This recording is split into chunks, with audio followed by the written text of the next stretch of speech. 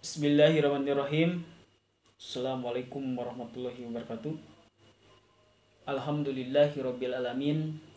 Wassalatu wassalamu ala asrofil anbiya wal mursalin wa ala alihi wa sahbihi ajmain. Asyhadu an la ilaha illallah wahdahu la syarikalah wa asyhadu anna Muhammadan abduhu wa rasuluh.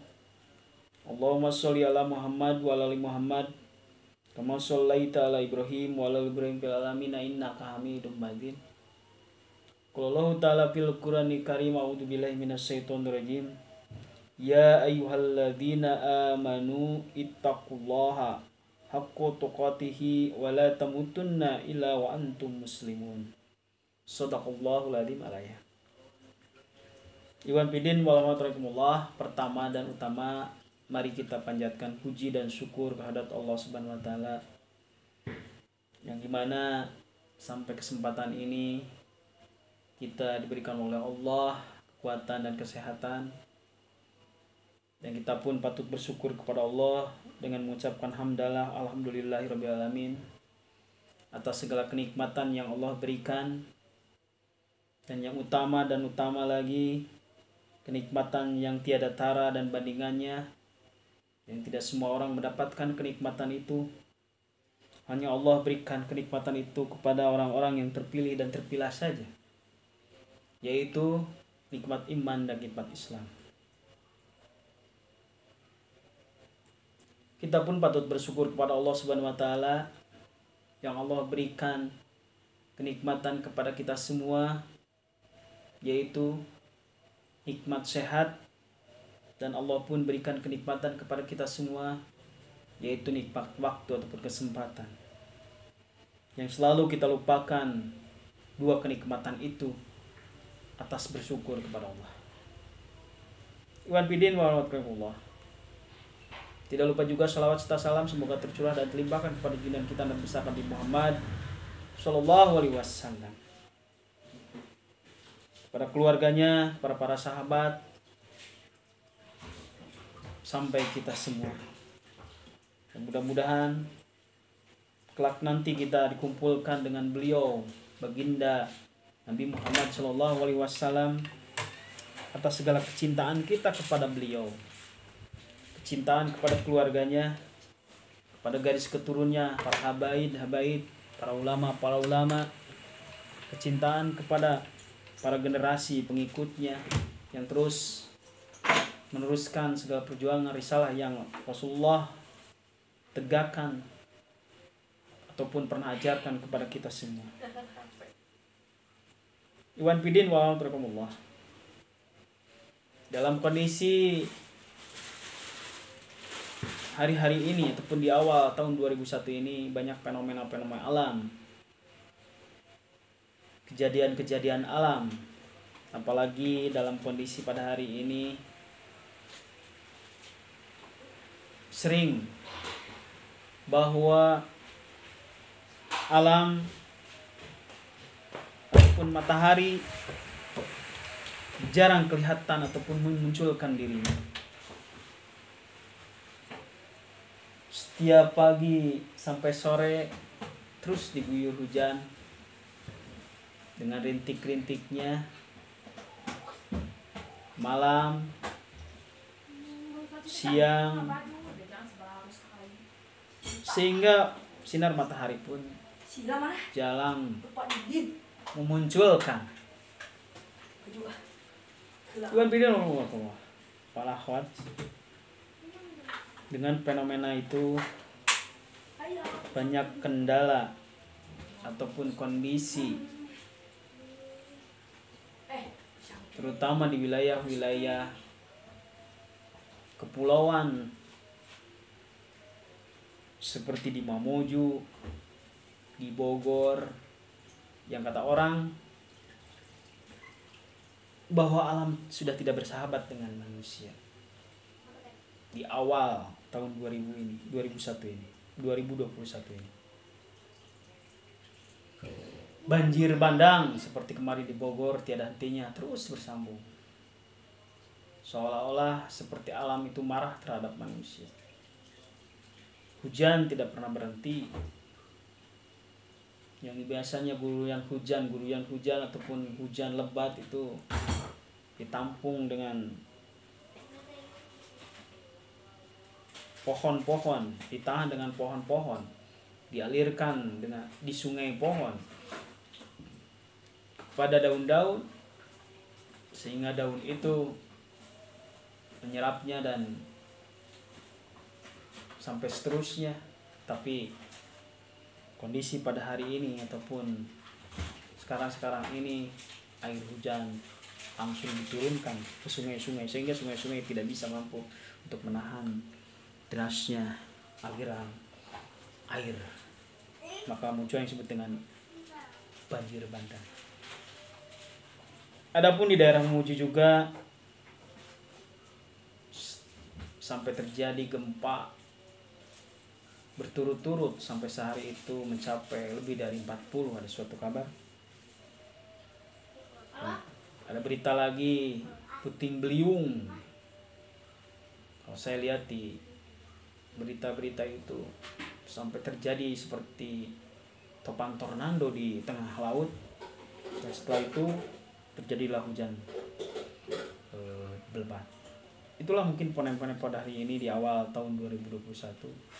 Ada apa dengan negeri kita ini? Ada apa dengan alam pada hari ini? Sehingga seolah-olah kata manusia bahwa alam pada hari ini sudah tidak bersahabat lagi dengan manusia, kata Allah. Sudah tidak menjadikan suatu keberkahan. Mungkin kita perlu introspeksi, muhasabah diri. Ada apa dengan diri kita? Karena mungkin bisa jadi alam terjadi seperti itu karena ulah-ulah kita sebagai manusia. Padahal Allah berikan semuanya fasilitas yang ada di muka bumi ini untuk manusia. Kalau di dalam surat Al-Baqarah ayat 30 bahwa amanat yang paling besar titipkan alam dunia ataupun bumi ini kepada manusia supaya menjadikan suatu khalifah, pengurus, pemimpin, pemelihara. Tapi nyatanya manusia selalu membuat kerusakan. Iwan Pidin wa'alaikumullah. Fenomena-fenomena itu mungkin terjadi karena ada suatu hal terhadap manusia itu sendiri, bukan daripada kejadian alam. Ini apakah ujian, teguran dari Allah ataupun perhatian? Ada yang patut kita perhatikan, seperti halnya di dalam hadis Rasulullah SAW, bahwa pernah mengingatkan kepada umatnya bahwa ciri-ciri akhir zaman itu adalah maka diangkatnya para ulama oleh Allah Subhanahu wa taala, ditariknya, diwafatkannya para ulama, para orang-orang yang berilmu, sehingga di muka bumi ini tidak ada lagi orang-orang yang dijadikan suatu referensi, menjadikan suatu fatwa kebenaran menurut Al-Quran dan As-Sunnah, karena diangkatnya orang-orang yang berilmu ataupun para alim ulama. Apakah fenomena ini sudah tergambar dengan kondisi pada hari ini? Allah bisawab. Yang pasti yang disebut dengan kiamat itu semakin dekat. Terlihat pada hari ini beberapa ulama terutama di Indonesia, di negeri kita, Syekh Ali Jaber ataupun dengan habib yang lain, ada beberapa habib-habib juga yang meninggal, dan ada juga para ulama-ulama yang lain merasa terus disudutkan. Dan ada lagi seorang mukmin yang meninggal, apakah itu entah dibunuh ataupun hal yang lainnya, yang pasti seorang mukmin telah meninggal. Maka patut kita berintrospeksi ataupun mengelas diri dalam kondisi pada hari ini, melihat negeri kita ini. Apakah kejadian-kejadian itu ada korelasinya, ada hubungannya dengan seperti itu? Allahu a'lam bishawab. Seperti halnya di zaman terdahulu, ketika zaman Nabi Nuh, bahwa setelah kepeninggalannya Nabi Soleh, dan pada waktu itu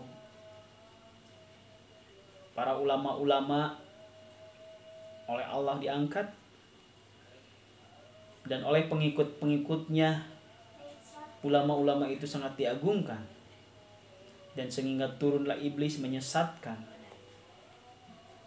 supaya mengingat jasa-jasanya, mencintai jasa-jasanya, sehingga iblis mengajarkan kepada umat-umat setelah peninggalannya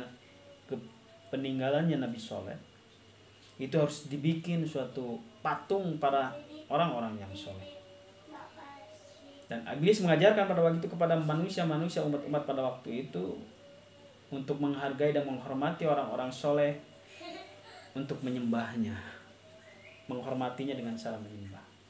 Maka terjadilah generasi demi generasi, karena ulamanya sudah Allah tarik dan angkat, sudah tidak ada lagi yang mengarahkan, menunjukkan suatu kebaikan menurut risalah, sehingga oleh iblis dan orang-orang yang tidak mengerti tentang ilmu disesatkan, seolah-olah merasa benar, menghargai orang-orang, para ulama-ulama yang terdahulu ataupun orang-orang yang pintar terdahulu, dibentukkan suatu berhala ataupun patung dan disembahnya. Dan pada waktu itu Allah menunjuk lagi seorang nabi untuk meluruskan yang disebut Nabi Nuh alaihissalam.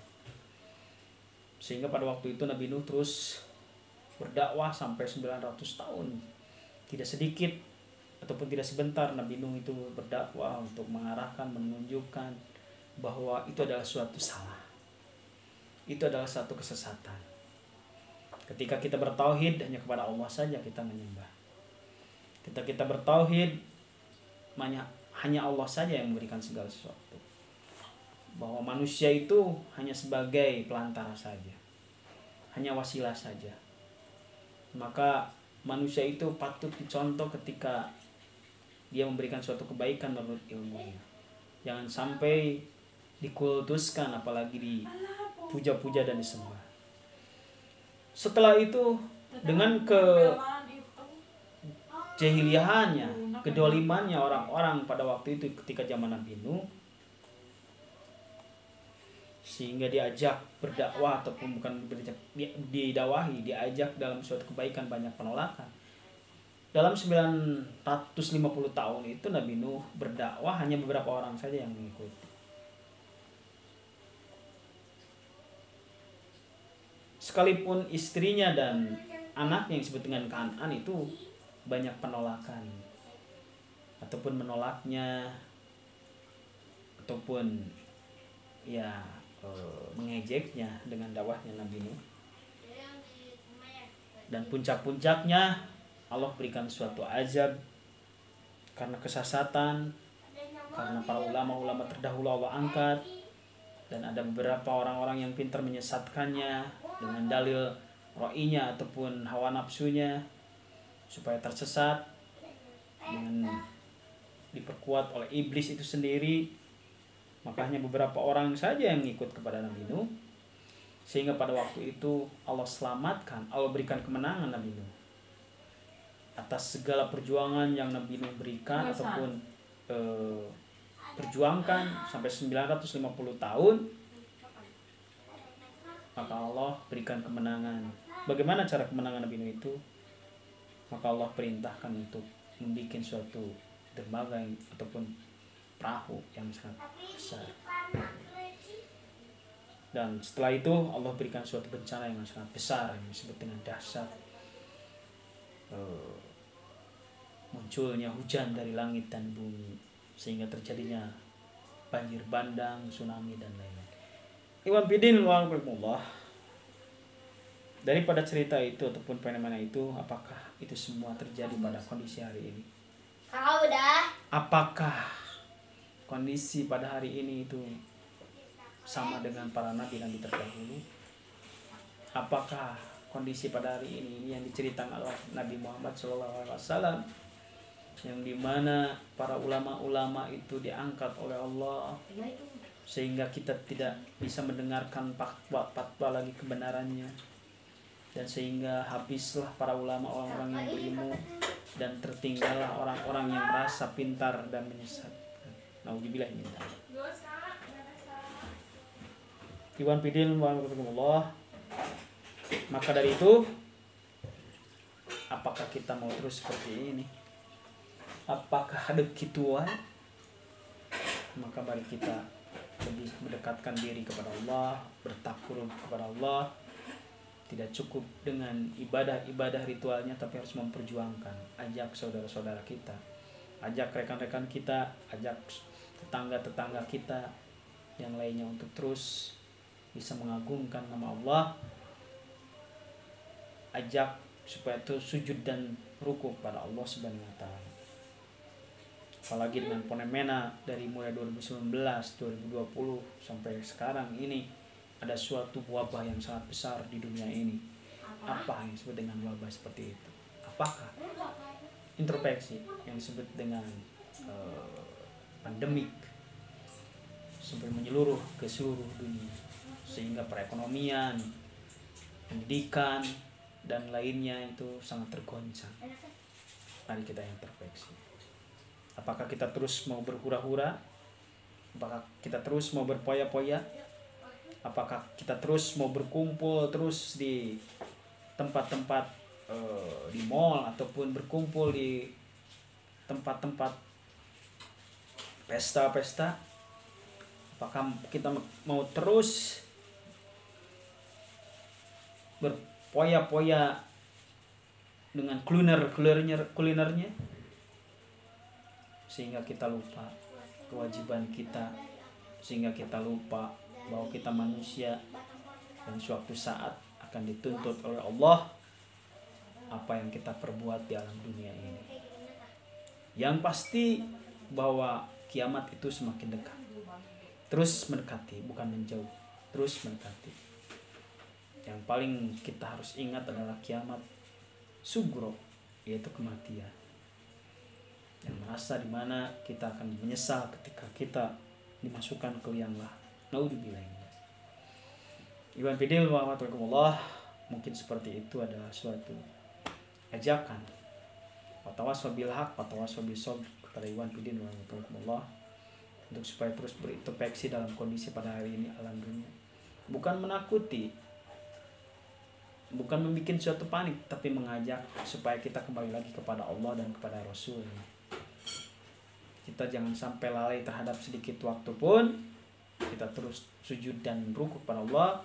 Perkuat ubudiyah ataupun ibadah-ibadah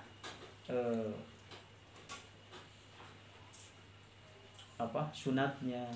Jangan sampai kita lupa terhadap kewajiban kita sebagai perbanyak sholat sunat, duha, tahajud, dan lainnya. Sementara seperti itu, mudah-mudahan banyak guna dan manfaatnya. Mudah-mudahan menambah suatu, mengingatkan kepada jati diri kita bahwa kita ini adalah sebagai manusia, bahwa kita adalah sebagai mukmin, bahwa kita ini adalah sebagai generasi pengikut Nabi Muhammad SAW. Sekian dari saya. Mohon maaf atas segala kekurangannya. Rabbana la tuzigh qulubana ba'da idh hadaytana wa hab lana min ladunka rahmatan wa hab Rabbana atina fid dunya hasanah wa fil akhirati hasanah wa qina adzabannar. Alhamdulillahirabbil alamin. Wassalamualaikum warahmatullahi wabarakatuh.